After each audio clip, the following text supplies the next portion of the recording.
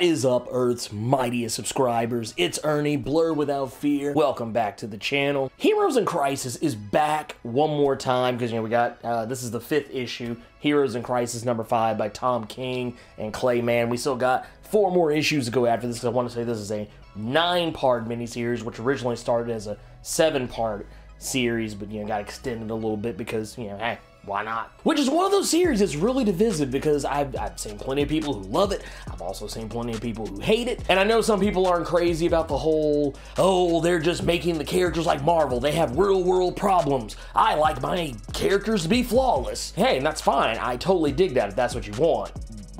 But yeah, that just sounds boring. Regardless of all that, there's some information that comes up in this book that I do feel like is kind of interesting and actually kind of changes the theories that I have had on what is actually going on in Sanctuary as far as the killings that have occurred. And this information specifically pertains to Wally West.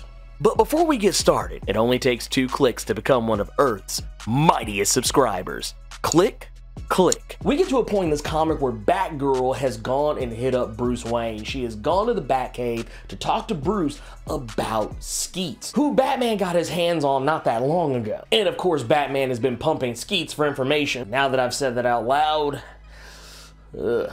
he's been trying to get information on Skeets, and he really hasn't been able to get any information. Skeets is not willing to drop dimes on his boy Booster Gold, and you can't blame him. So when Barbara Gordon asks Bruce if she can get a hold of Skeets to try and see if she can get any information out of him, Bats is actually very receptive to it. He's actually in a sharing mood this day. Now also bear in mind, Barbara has not told Batman what's going on as far as her and Harley Quinn goes.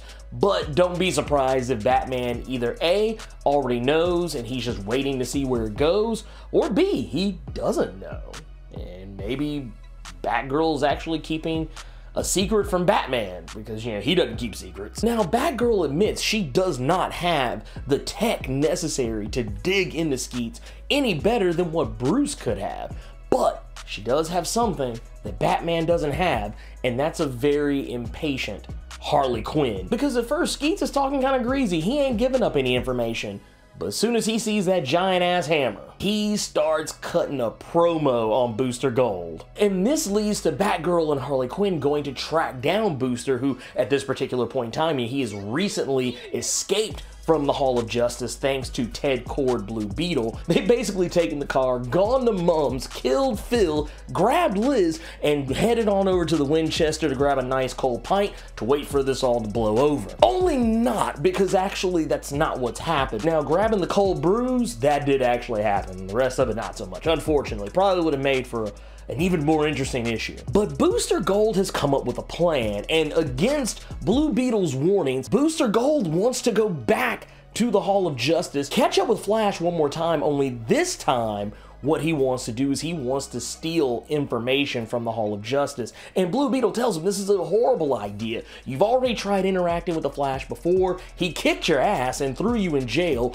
What do you think is going to happen a second time if you go to the Hall of Justice? You gotta love the simple-minded nature of Booster Gold, because as far as he's concerned, these people are the smartest people on Earth. The Justice League, Batman, Superman, Wonder Woman, Martian Manhunter, Cyborg, Green Lantern, all of them. Girl, Flash, Aquaman, these are the smartest people on Earth. They would never expect Booster Gold to do something so fucking stupid. And sure enough, Booster Gold goes to the Hall of Justice, finds Flash, who is honest to new gods, quite surprised that he's there. Even more importantly is that even though he does technically dog walk Booster at first, Booster does catch him slipping and uses this opportunity to steal the information, the evidence that Flash has collected, and he is taking it back to Ted Kord. And even though technically they don't see anything that they didn't already see before, this comic actually uses those confessional panels really well in this particular issue, because we do see points where Booster is talking about the blood stain that was on his visor that he got. I think it was in like Batman number 47, I want to say, when the alternate timeline version of Bruce Wayne killed himself right in front of him. And he's talking about how even though technically the blood stain isn't there anymore, he can still see it. This is kind of one of those throwbacks to that confessional. And in this issue, What he's talking about is he can see something that other people aren't necessarily seeing just because he is specialized in this one particular area, because he is from the future. With this evidence in front of him, the thing that he can see, it actually raises more questions than it does answer. Using Wally West's RNA, his ribonucleic acids, he is able to match it against his birthday, a trick that he learned from the time cops of his era. Matching this information, he learned something pretty disturbing about the Wally West who we watched die, 2 issues back. That this Wally West, this version of Wally West,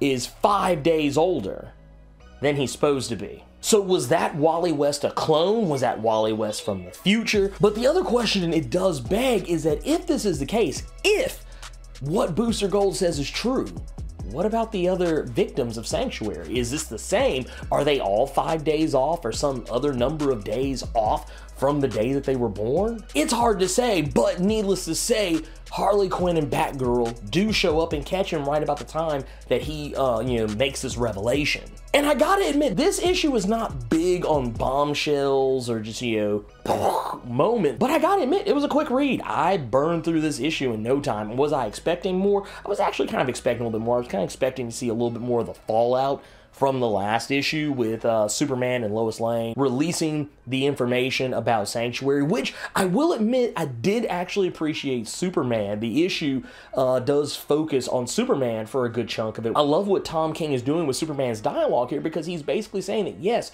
these people are gods among us. These people are your heroes, and you the people have laid your trust in us, these gods, and we have told you a lie. We have kept secrets from you. But despite all that, despite the fact that, we are the heroes, that we are the people who save the day, we are the people who fight insurmountable odds on the behalf of you, the people, does it make us any less heroes that we have the same problems that you have? That each of those heroes, especially the ones who died, that they did this job knowing that they would become a hurt, that they would become damaged goods, that something was going to happen to them that was going to break them. And if it didn't break them today, it will break them eventually. They are going to have to live with these things, the things that they've done, the things they've seen in the line of duty. I know a lot of people like to harp on the fact that, oh, they're just trying to just make flawed heroes. But here's the thing, if a hero isn't flawed, if a hero is absolutely 100% perfect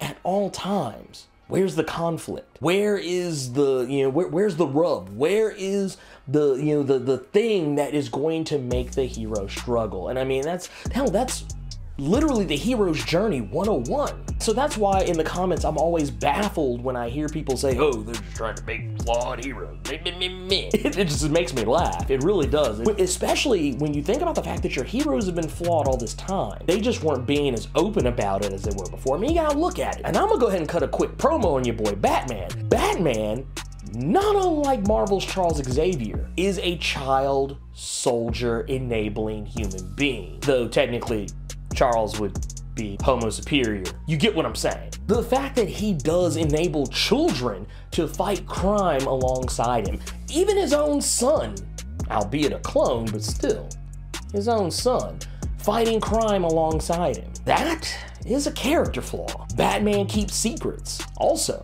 a character flaw. Our heroes have always been flawed. Just because you didn't notice it before doesn't make it any less true. And also on a sidebar, another thing I really like about this issue is that it does, and much like issues before where they're doing the confessionals, though the one with Harley Quinn, very disturbing. Like you're reading it and it's like, oh wow, it's a joke, and oh wait, the Joker's telling a joke. Oh, he used the chick across the road joke to set up the insult and then hit him with the knock knock joke that delivered the insult. That's cute. I like it. The result thereafter where she's talking about how he kept hitting her afterwards, I was like, oh my god. There are points where Citizen Seal talks about things that happened, and I think it was a Justice League America number 260, when he's talking about the incident with Dr. Ivo's androids. And that book dates back to 1987. He even brings up things that happened during the Legends crossover, also in 1987. He also brings up the event with Despero that happened in Justice League of America number 38, which was from like 1990. And then, of course, his participation in the event Blackest Night, which was in 2009. So yes, this book is bringing in kind of casually and kind of, you know, on the low key, bringing in these events that have happened in DC Comics prior to Flashpoint. Things that haven't really been referenced a whole heap of a lot in DC Rebirth on the whole. And I actually like what Tom King's doing here because he is, in a way, doing what Doomsday Clock has promised to do in a lot of instances and has also lived up to, but has been low key doing what Doomsday Clock is doing, bringing back some of the old guard and bringing back in some of these events and memories from pre-Flashpoint. But like I said, it's doing it on the low key and I like it. That said, was this book lighting my world on fire? No, it did not. However, it did everything it was supposed to do. It ticked all the right boxes for me, and it has me ready to read Heroes in Crisis number 6 next month. I'm excited for it. I'm actually even more excited to get to that issue that everybody was pissed off about with Poison Ivy, because people get easily triggered. I think it's just amazing how easily triggered people get when they look at a sketch of something that is not finished. But anyways, let me know what you thought about Heroes in Crisis number 5 by Tom King and Clay Mann. Sound off in the comments. If you enjoyed this video, Hulk smash that like button. And if you want to see more awesome videos like this one, make sure you click subscribe so you can become one of Earth's mightiest subscribers and tap that bell so you know when I post up. And if you want to become one of Earth's mightiest patrons as well, swing on over by patreon.com/blerdwithoutfear. And if you chuck in a buck, you can get some exclusive content. And if you don't want to become one of Earth's mightiest patrons, that's fine too. Hey, all I ask is that you like this video and share it with your friends. And who knows, maybe they'll become some of Earth's mightiest subscribers too. Anyways, thank you for taking the time to watch this video, and while you're here, go ahead and check out some of these other videos I got floating around here. But until next time, Plus Ultra!